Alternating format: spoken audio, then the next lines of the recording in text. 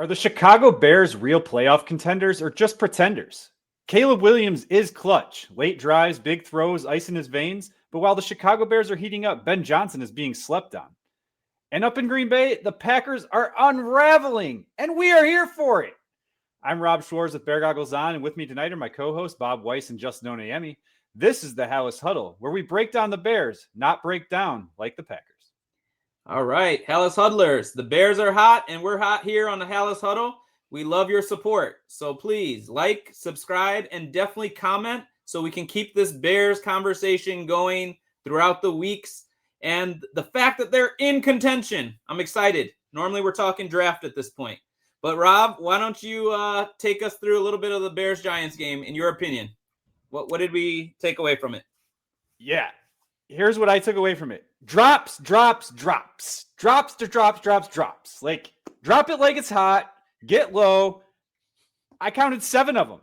And I know one of them was taken away because of a penalty that went in the Bears' favor. But had that catch happened, it would have been a 30-yard gain, and they would have declined the penalty rather than a 5-yard gain. So to me, it's still a plus because it was a great throw over the middle by Caleb Williams. I barely watched this game live. I was hosting a soccer party, U14 champions, by the way, and I had to go in the other room because it was on while I was hosting the party, but I didn't want to half focus. And then they were losing, and I was like, I just can't watch this. And then all of a sudden I hear in the other room people cheering, and I'm like, damn it. So I have to go in the other room, start catching up, and then I did see the end. This team they wanted it more. They literally wanted it more. And I will say, losing Jackson Dart, I did think played a big part. We're not doing a pivotal player here, but losing Jackson Dart, I think was a big focus on why the Giants fell off. Russell Wilson lost his job. He is now QB3 on that team. Brian Dable lost his job. Way to go, Bears. It's 3 days later, and I'm still super pumped. What kind of knucklehead coach schedules the party during a Bears game? Hey, it was the only thing available. What can I say? Oh, you didn't say who the coach was, but okay. Yeah, coach of the year, by the way. Coach of the year right here. There you go. Congratulations, Rob. We'll talk about coach of the year soon. All right. Bob, what about you? I mean, it's here. The Bears are getting consistent, right? Once again, the Bears should have been winning this game by a lot more early. They weren't. Then they lose that middle 8 minutes of the game, let the Giants score 10 unanswered points. And then, luckily, I mean, they were physical with Jackson Dart, right? He clearly looked like a better quarterback on the field for 3 quarters. But they were physical with him, and they got Jackson Dart out of the game, unfortunately. But let's not act like that didn't make a difference. But then just Caleb Williams just felt inevitable.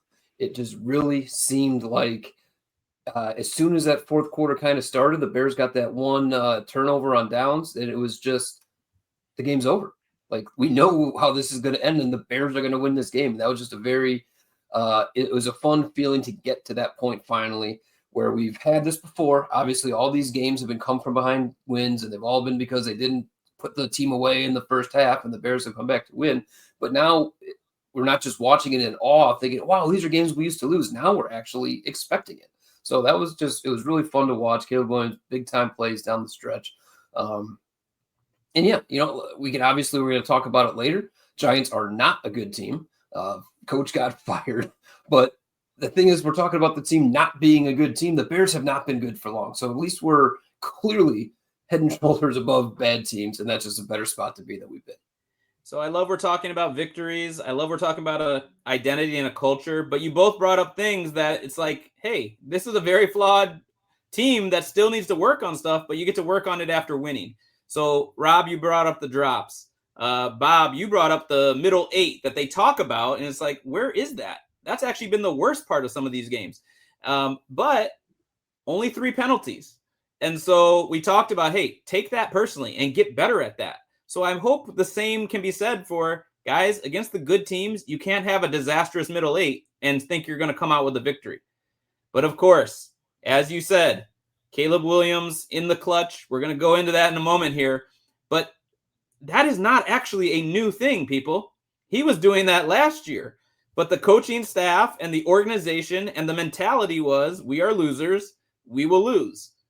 And now they feel like they're winners and they're winning. And so I think we've already seen an indication from Caleb, even going back to last year, that he has ice in his veins and that the moment is not too big for him at any point in a game.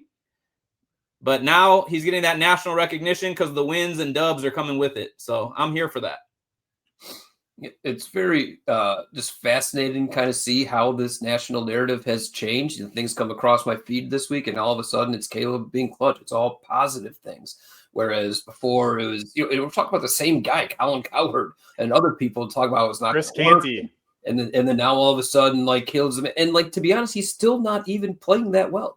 Like, I still, like, a big reason why Caleb Williams is coming back in the fourth quarter is because he's not good enough for the first three quarters, right? But if you got to give me one or the other, be good for the first three quarters and blow it in the fourth, or just be decent enough to not be out of the game for the first three and then go win it in the fourth, give me the guy who's going to win it in the fourth, right? But, at the same time, these first three quarters of the game have got to improve. He's got to be more efficient. Yes, there were drops. I'm not saying there weren't drops, but the offense, even before the throw that was dropped, it wasn't looking smooth. It wasn't just a nice, easy three-step drop in rhythm. He's still pausing in the pocket. He's still just doing all these other crazy things that only he's doing.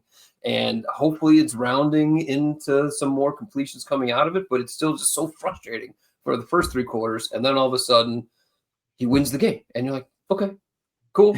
But, as far as the national narrative goes, it's just amazing that people aren't even like acting like they were talking shit about him 4 weeks ago. And they're just, on the Caleb Williams camp now. Yeah, I mean, so real quick on the drops, I want to know.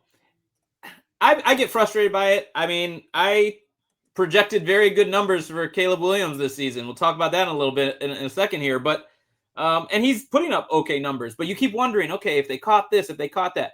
But is there something about how he's throwing the ball? I mean, you alluded to it a little bit, Bob, in terms of it's not in rhythm. And once it's improv, that's something he's a master at. But maybe your receivers aren't. And sometimes I just feel like he's putting way too much heat on the ball, which he's got a cannon of an arm, and I know he likes to show it off, but you hear Kurt Warner break down his tape and go, sometimes you got to put touch on it. So is that some of this, or? At a certain point, like, Caleb's out there trying to make a play. His receivers have got to make a play for Caleb. Like, that play in the fourth quarter that Colson Loveland reeled in, how many times have we seen Roma Dunze drop that ball this year? Oh, yeah. Or easier than that. Right. That ball was not placed well. Right. Are you talking about the one where he rolled out to the left and it was like behind it? Yeah. I mean, that just was like a his stick kept catch. rolling opposite his body length and just like whipped it like on a line, frozen rope 22 yards down the field. And, Loveland had to go snag it. Nasty throw, amazing catch. But like, Caleb's a playmaker, so he's got to get these receivers making plays for him on the other end. Yeah, I just have one thing to say, though, real quick. And this isn't necessarily about Caleb per se, but I think it does play a part in the narrative, right? Like this whole, he can only, not only, but he is clutch and he shows up in the fourth quarter. I think Patrick Finley may have been the one that asked the question in his press conference, like, why is it that you can, play amazing? You're the best quarterback this year in the last 5 minutes of the game, but why can't you put it together for the first 55? I will say one interesting fact. The Chicago Bears are the only team in the NFL to score in the first quarter of every single game. That is a huge flip of the narrative from what happened under Eberflus last year, where they only scored in the first quarter on 5 of 17 games. 5 of 17. That is astronomically bad. They have been much, much better. I think the script plays a big part in that, something that I don't understand why they didn't do with the previous regime. But I do have some splits when it comes to Caleb Williams, and it's not as bad as it looks from quarter to quarter. So if you want, I can throw those out there. If you guys have anything else you wanted to talk about. Well, before we go into those stats, I know Justin wants to lay some stats out too, but I just want to go into, like, I'm not saying Caleb Williams is sucking for 3 quarters. I'm just saying it doesn't pass the eye test, right? It just doesn't look like the offense is in rhythm, right? It's just, it's constantly just they'll run off, a nice 6-yard run on first down. That's great. You're in second, fourth. That's where you want to be.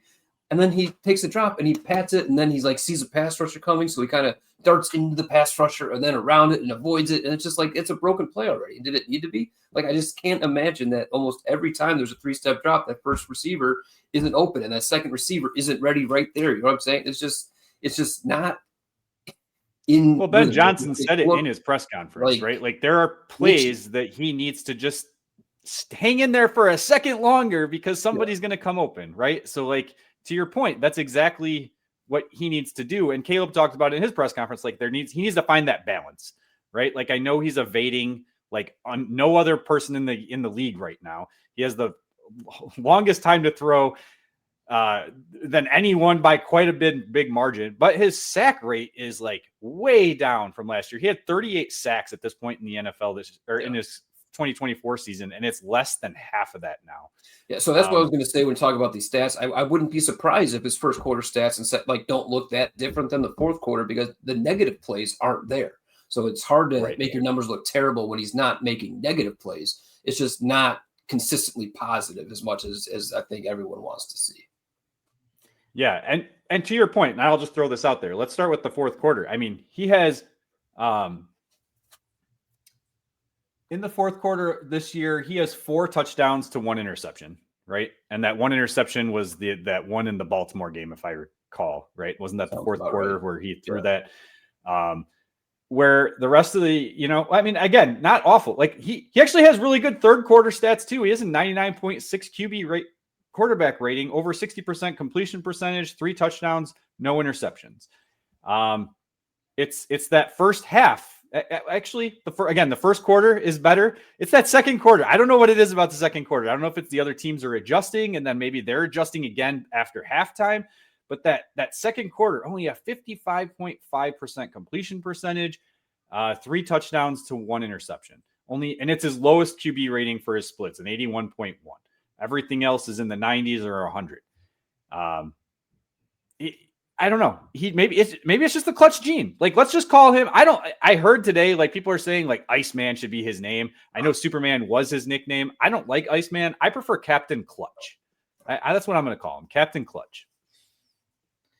I have no opinion on that, but as long as I don't know if I'm going to get behind it, but whatever.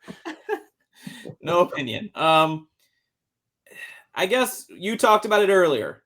They have a good job. They do a good job of scripting. You have a whole week to prepare what you anticipate you're going to see against the team. Ben Johnson is an offensive guru, so the first quarter makes sense. But to Bob's point, how many games have we seen them move the ball pretty effortlessly and still find a way not to finish?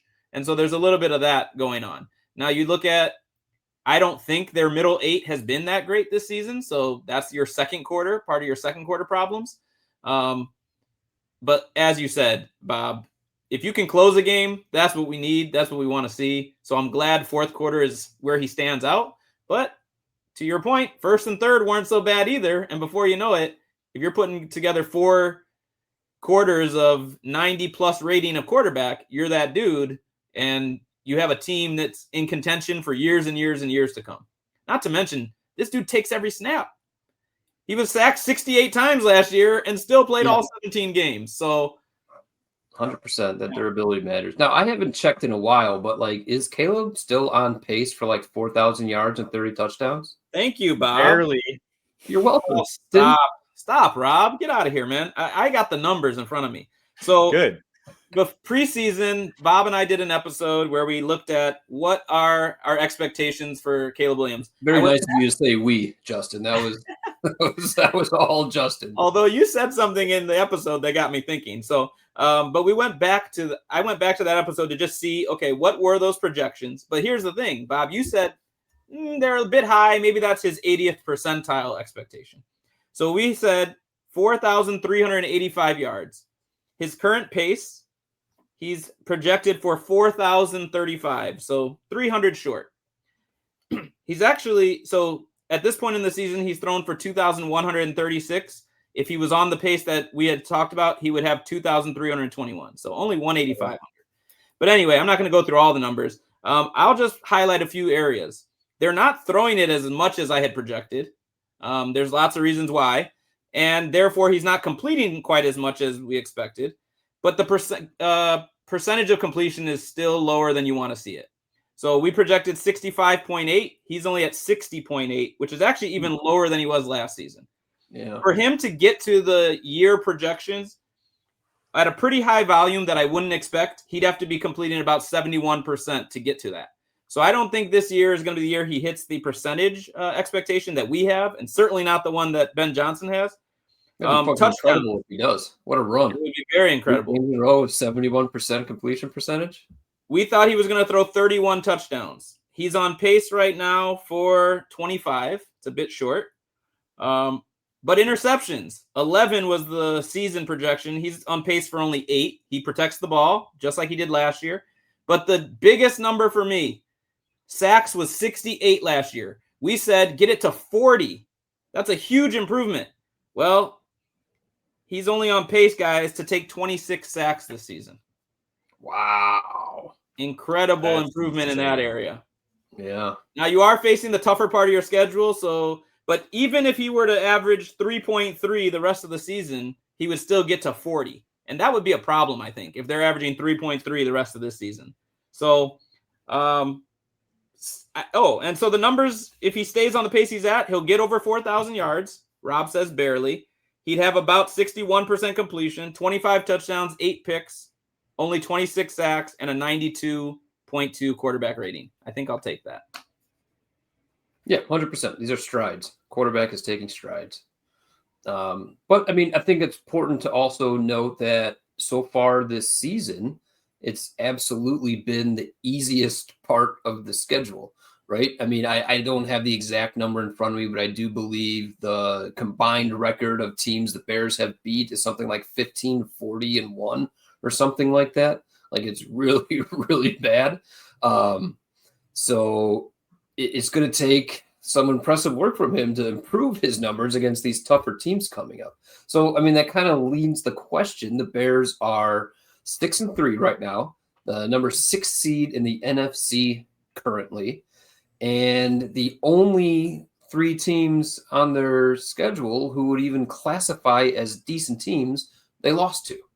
So, I mean, who are the Bears? Are they real, or is it just a product of the easy part of the schedule? It's a little bit of both. Like, the offense is no. I mean, take a stand. So go ahead, Rob. The offense is legit. The problem is the defense, and the defense is struggling a lot to do with injuries, because we saw how good the defense could be when they were healthy for 1.5 games. And then you lose your TJ Edwards, you lose your Kyler Gordons, who, by the way, is, rumored to be back in the next couple weeks. You got Jalen Johnson, who could potentially be back by the end of the season if they are actually truly playoff contenders. But they're in every single game. They're just a middle of the road team. They're not elite. They're not great. But like, we saw the Buffalo Bills lose to Miami. We saw the Packers lose to the Cleveland Browns. We saw the Packers tie with the Dallas Cowboys, a team that the Bears dominated, right? I just think that there's so much parity in the NFL right now. The Bears are just one of those teams that are kind of lumped in the middle, and we've talked about it for weeks. This offense has shown so many flashes, and it still has not been what we think it can be. We talk about how Caleb Williams, we just talked about where he is. He's clutch in certain moments, and he just looks in other moments. But like, there is so much left to be out there that once this starts clicking, and we've said it, or Ben Johnson said it, December is when he's expecting this team to really click. If that truly happens, this team has a chance. And we as a collective had this team at 6-3 when we did our preseason projections. I know Bob Stradamus for the longest time. I actually was the only one who had them at 6-3 at this point. You guys both had them at 5-4. I went back and checked. But we all have them at 6-4 after this week. So you have them winning. I had them losing. So after what you said, I'm surprised you didn't take an actual stand. I will take a stand. They are absolutely contenders. And here's what I'll say. You're 6-3 with 8 games to remain. I don't care if you think those 8 games are a difficult schedule or not. 4 of them are against your division. Now, let's go back a year. Matt Eberflus is the coach. You have a Matt Eberflus regime. Clearly, he's quickly put himself in lame duck status. and you still played your division tight. You still were right there with Green Bay, actually splitting with them on the season. Now, I know that last game they didn't put everyone out there, but the other game you lost, you were a blocked field goal away from winning. You played Detroit tough, and we saw what happened on Thanksgiving. I think a lot of us lost our meals. Minnesota as well. But now you are a much better team, in my opinion, than you were last year. Now, so far, you're 0-2 in your division. But with 8 games to play, 4 of your division, let's say you split with your division and go 2-2. Even if you lost every other game, you'd finish 8-9. So it's like, that would be pretty. I mean, I wouldn't want to see them lose that many.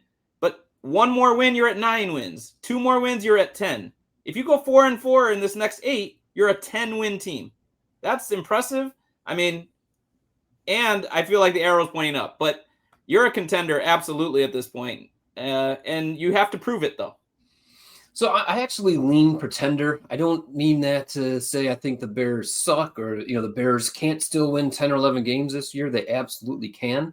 But, I mean, the definition of contender in my point of view is like actual ability to win the Super Bowl. And that just isn't who this team is. Nobody in the playoffs is going to be scared to face the Bears. Now, maybe they could maybe the Bears can beat these playoff teams. It's not that, but nobody's going to look at a matchup with the Bears like, ooh, I don't know how we're going to run on them. Ooh, I don't know how we're going to be able to defend, we got some nice receivers, but they're it's not Tyreek Hill out there, right? It's not Justin Jefferson out there. It's just a solid offense with a quarterback who is yet to still show that he can just consistently play a consistent offense for 4 quarters. There's going to be duds of possessions. Now, even Pat Mahomes has duds of possessions. I'm not saying that you can't have those, but it's just they seem to be a little bit more frequently where just 1 or 2 things could go wrong on the offensive possession, then all of a sudden the drive's over, and you just can't have that, right? And yes, the Bears are 6-3. I'm certainly not suggesting they're lucky to be 6-3. They are better than the teams that they beat, but there's harder teams coming up here that I don't know that you're necessarily better than. I don't care what you think of Jalen Johnson and Kyler Gordon. Like, they make the Bears team better, and the secondary sucks right now. And we're going to go into some games with some very good quarterbacks with the secondary that just flat out sucks, right? So they can beat the Vikings this week. They absolutely can beat the Vikings this week. But if you beat the Vikings this week, that doesn't mean you're a Super Bowl contender. They can beat the Steelers. Like, the Steelers are another just blah team, just like the Vikings, just like I think the Bears are, and they can beat the Steelers. But that doesn't mean they're a contender just because they beat the Steelers. Yeah, go ahead. All right. So with this episode set to release on Rob Schwartz Jr.'s birthday, had to give you that shout out, my man. Happy birthday. Happy birthday, Rob. So, Bob, with it set to come out November 13th, who are the contenders in the NFL this year? And by the way, I expect that the teams you're about to name are going to be one of the teams hoisting the Lombardi Trophy. Otherwise, I have a question to follow up. Well, I understand what you're saying, that this seems to be a generally down year in terms of elite teams in the NFL. But I say unequivocally right now, the Broncos, Patriots, Bills, Chiefs, Seahawks, Eagles, Lions, Bucks, Rams, all can consider themselves contenders. And I would not put the Bears in that group. All right. I didn't think you were going to name Bucks that are on team. the edge, though, too, right? With their injuries that they have at wide receiver, they have not looked as good. Who'd you say?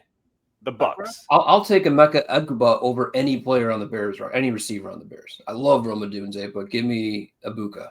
So Luther Bob Burden is about to be wide receiver 1, buddy. I'd love to see it, but we haven't seen it. Bob, I didn't expect you to name quite so many teams, so my next thing isn't going to really probably shake you. But I was expecting you to maybe list only 4 or 5 teams, and then my argument back would be I could see other teams still winning the Super Bowl. I mean, if you're in the playoffs, if you get hot at the right time, I mean, we keep saying the Bears could, like I said, the Bears can beat all, like they played the Seahawks in the playoffs. I'm not saying, oh my gosh, the Bears have no chance to win. What I'm telling you is the Seahawks like that matchup. I'm telling you, nobody's afraid of the Bears. But you know what I'm saying? Like, it's just like anything can happen. It's not saying they can happen, but that's like if you're relying on anybody can get hot at the right time, I don't think that makes you a contender. True, but let's look back, and I know we're going way back in the way back machine here. I think it was 2010, maybe it was 2011. My mind might be a little bit fuzzy. I am turning 42 tomorrow. Today. The Green Bay Packers, I believe, were like 8-9 to finish that season, but they got healthy at the right time. Their defense got healthy. Aaron Rodgers got healthy, and they won the Super Bowl that year, thanks to the Bears allowing them to get into the damn playoffs. But I could see a situation where that happens, but this is why I am on the fence here too, because I agree with you, Bob. I don't see them as Super Bowl contenders. I see them as playoff contenders. I don't see them as Super Bowl contenders. And I don't know if I would name all the teams that you named, but a good amount of those teams. Did you say the Rams? I feel like the Rams are just as good as Seattle. I did say the Rams. Yeah. Okay, just making sure. It started out very AFC heavy, I noticed, but I'm looking at the standings right now, and the AFC's on top. I omitted the Colts and Steelers and Chargers. Interesting, right? But I did list all 5 teams who are above the Bears in the NFC standings as contenders. And that's fair. And I think logically, Chicago Bears fans, look, at the beginning of the year, I had this team winning 8 games. I had them 8-9. And I said, look, this is the team that they are going to be 1 year away. They're going to be 1 year away from being a contender. And I think we're seeing that. We're seeing them go in the right direction. They've won 6 out of their last 7 games, right? I think they're kind of ahead of the curve of where the Detroit Lions were that first year that Ben Johnson was calling plays, and they went like 1-6. And then they rattled off like 8 wins to finish the year. But like, I just think that that's where they're at right now. They need a left tackle. As good as Theo Benedict has been in the run protection, he has not been very good at pass protecting. They need some type of edge presence. And look, maybe Austin Booker can be that guy. He has been a force since he came back, but you can't count on that being an every week thing. He hasn't proved that. So right now, like I said, they're just in the middle. Yeah, I mean, I can see it. I can see the path for this rounding into form, right? I can see the path for them playing better over these last 8 weeks, defense getting healthier and rounding into form and being a fearful team. But if they play the way they played these first 9 games over the next 8 games and kind of limp into the playoffs as a 10-6 team, going 4-4 over these last 8, like that's just not a contender. I'm not going to put us all on the spot here, but I'm kind of curious if we were to just now project the second half of the season, already knowing they're 6-3. Like Rob, you just said you had them winning 8 games. Are you sticking with 8? I mean, I had them at 6-3. So yes, you think they're going to finish the season 2-6 in this final 8? Yeah, maybe I had them at 9. That happens, but hold on. If that happens, I lied. I had them at 9-8 because you had them at 10 and Bob had them at 11. Okay.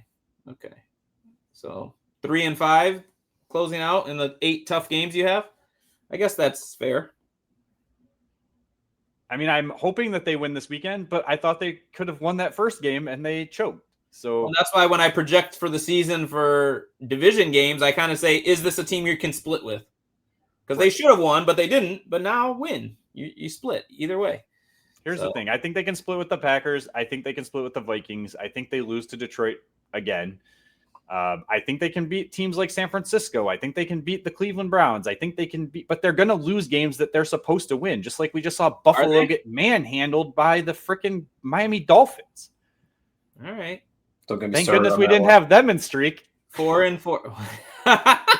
You guys know how good I felt about that? I was the only guy in the entire league that still had Buffalo. They were the biggest favorite going into the week. I'm like, oh, I got this one made. And it was just the biggest dud. Like, I couldn't believe it. I mean, we kind of wanted them to win, but then I looked and saw you had them in streak. I was like, okay. That was brutal. And you still had your original streak. Yeah. None of this fake streak stuff that we're on. Yeah. So, all right, I feel like we can go round and round all day on this, but I think our stances are pretty clear. Yeah. We'll just have to see. Next 8 games are going to mean a lot. And now, if the Bears are a contender going into the playoffs, Ben Johnson, I think, is going to move up the ranks of the Coach of the Year candidacy. But right now, guys, Ben Johnson, this is according to BetMGM, and these odds have moved a little bit since this week. Ben Johnson is currently tied for 4th in odds at plus 2,500 for Coach of the Year. But the 3 ahead of him are Mike Vrabel, Shane Steichen of the Colts, and Mike McDonald of the Seahawks at plus 120, 145, plus 400. significantly higher odds for those three to win the Coach of the Year than Ben Johnson. So what are the national media missing? Well, I think you might be onto something, though. A couple days ago, it was even a lot better odds. When we proposed this topic, it was plus 3,500. So did they want to get in some of the Chicago money first? And then, I mean, someone's going to win. Maybe like the odds move. Maybe because it was actually a story here on the radio that I kept hearing that maybe just people bet and move the odds. Who knows? Only one guy is going to win. They want to take in money at different times from different markets. And so disrespecting him, get that money, you're going to have to pay out if it hits. But I mean, I haven't placed that bet, but I probably should have when it was plus 33, because a win this week, you're 7-3. Hey, I bet those odds come down even further. So I mean, how do we look at the job Ben Johnson's done against the job Mike Vrabel's done, Shane Steichen's done, Mike McDonald's done? You know, doing. Vrabel is by far should be the front runner in my opinion, right? Like that team was not supposed to take this big of a jump this soon. You know, and they're beating legit teams sometimes. I mean, well, they had a soft schedule too to start, so I don't know. But on the road is looking, and clearly winning is a good win. Yeah, I mean they have some solid wins. Yeah, correct. Shane Steichen, like we just watched the Colts, you know, kind of fall apart. That was last week or the week before. 2 weeks ago, Daniel Jones, I think had. Yeah, we had them winning that game and bet them, and they lost. Mike McDonald, that's kind of a surprise to me. I didn't think Seattle would be this good of a team. I thought they'd be, you know, a little bit more of like I thought they'd be below the Bears at this point, to be honest. Yeah.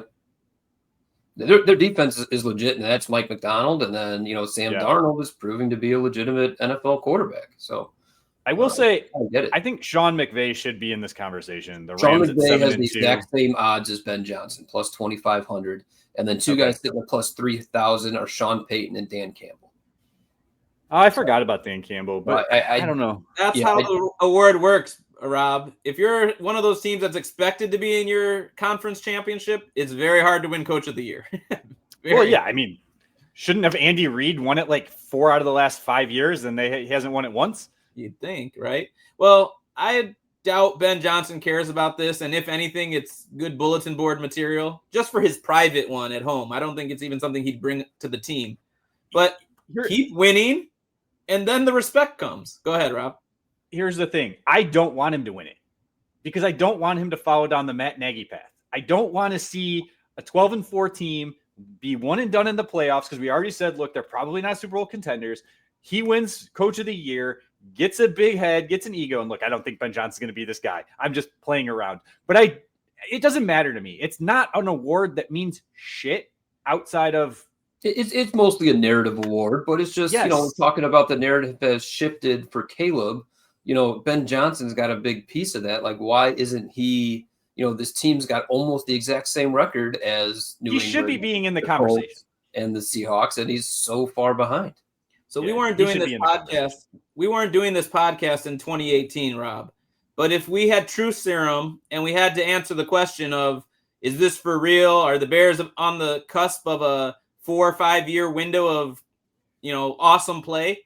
I don't know if we would have said that. Whereas now, because the defense was scoring touchdowns and they were old. Like, this is different. I mean, it feels like you have a young core. You have a new coach who's brought an infusion of excitement and following up with that, not just like rah, but like actual schematics that impress you. And so I feel like, yeah, whatever you get this year is great, but the future is looking very, very good. Year 2 and 3 of this should be where it's at. Yep. Yes. Really I can't wait. Yeah. To me, it looks to me like sustained success. Still coming. So maybe some sustained success that might be coming towards an end here. Our neighbors, our rivals to the north. And Rob, why don't you go this one? Because I know it's just warms your heart. Oh my gosh, guys. I am on social media. I am on Twitter constantly, right? I kind of took a little bit of a hiatus. The Bears have kind of got me back into it because with the fuel and the passion and the fire. The amount of Green Bay Packers fans out there who are calling for Matt LaFleur's head are out of their gosh darn fucking minds. Okay? Completely just too much cheese. It's like going inside your brain. You might need surgery. I don't know what's going on with you guys. Matt LaFleur is an amazing coach. If you're going to complain about anybody, you can complain about your quarterback, who is constantly having brain farts on the field and throwing lame duck interceptions. He's literally a combination of Brett Favre and, I guess, I don't even want to say Aaron Rodgers. He's just Brett Favre, okay? He likes to just throw it up and hope for a prayer, and he does it too often in bad moments. This is why they lost the Cleveland game. It had nothing to do with freaking Matt LaFleur. The guy is a very good coach, and I'm seeing it now too with the Minnesota Vikings, not on the same level, but also calling for KOC. Kevin O'Connell is another great coach. Do you know what that guy put together last year with literally nothing? He recreated Sam Darnold. And I'm sorry, Carson Wentz, he started to recreate him too before he got hurt. I don't understand the mindset that fans have. It's like this, and the narrative is shifted too. Because look, Chris Canty is now all of a sudden, oh, Caleb Williams, the franchise quarterback. But I don't know about that Jordan Love up there. Well, it's got fans unraveling. It's got me unraveling because I just don't understand your stupidity. I say get rid of Kevin O'Connell, get rid of Matt LaFleur. These are bums.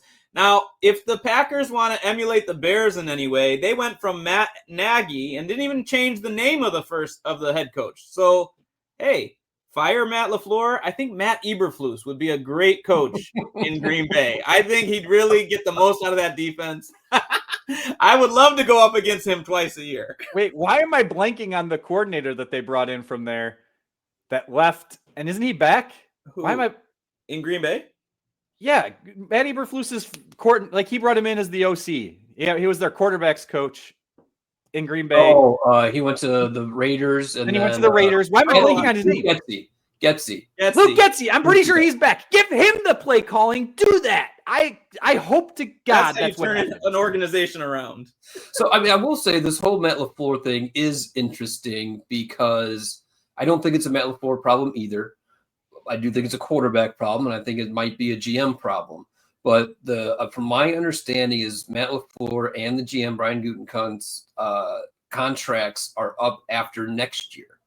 So if this season doesn't kind of go the way it should or can, I can see them both just being asked to move on, which is kind of crazy. And like, obviously the Kevin O'Connell comments are insane to me. I will still trade Ben Johnson for Kevin O'Connell straight up right now. Wow. I don't think I would do that for Matt LaFleur. You know, so that one I guess like Matt LaFleur is more of a good coach as opposed to like a phenomenal great coach. Whereas like, how do you have anything bad to say about Kevin O'Connell? That blows my mind. With a basically rookie quarterback. Yeah. So I was just checking to see how Brian, the GM in Green Bay, was spelled because we went from Ryan to Ryan. I'm notoriously terrible at pronunciation. No, I think you got it right. Gutekunst, right? I didn't want to try it. Completely different than I did, so we can't both be right. Well, I just was going to see if they wanted to go from Brian at GM to maybe Ryan Pace. You get Ryan Pace. Ryan, close enough.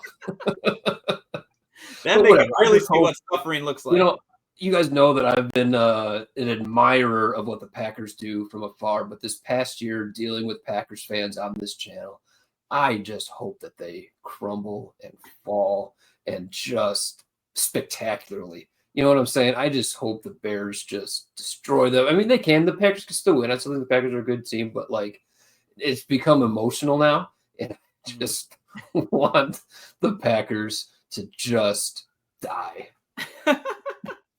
It may happen. It may happen. Hopefully at the Bears' hand. All right, Rob, you want to kick us off for this last segment here?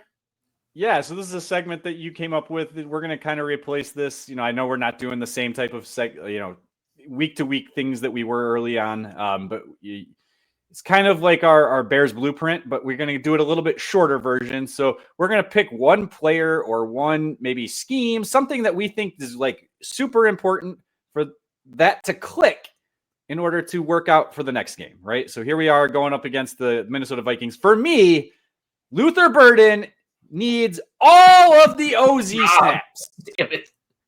Luther Burden, all the OZ snaps. Get rid of Zacchaeus. I know he was like the off-season darling, the training camp darling. Get rid of those. Give him the wide receiver 4 snaps. Give it to Luther Burden. He's more of a playmaker.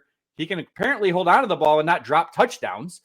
So make it happen. I mean, that was going to be my kind of guy. I mean, like, Ozzie is just proven to be what he has always been, just a really nice 4th wide receiver. If he's pressed into action, he's going to do the job. But if he's a guy you're counting on, he's just going to fall short more than not. So Burden was definitely where I was going to go with this. I will go a little bit different. Don't take my guy.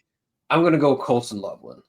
I think that he's got to continue to ascend, and I'm going to pick him to continue to ascend. Obviously, 2 games ago against the Bengals was just an absolute breakout monster game, but you really can't discount the quality of that catch in the 4th quarter that Colson Loveland made to keep that drive going. I believe that was a critical 3rd and long.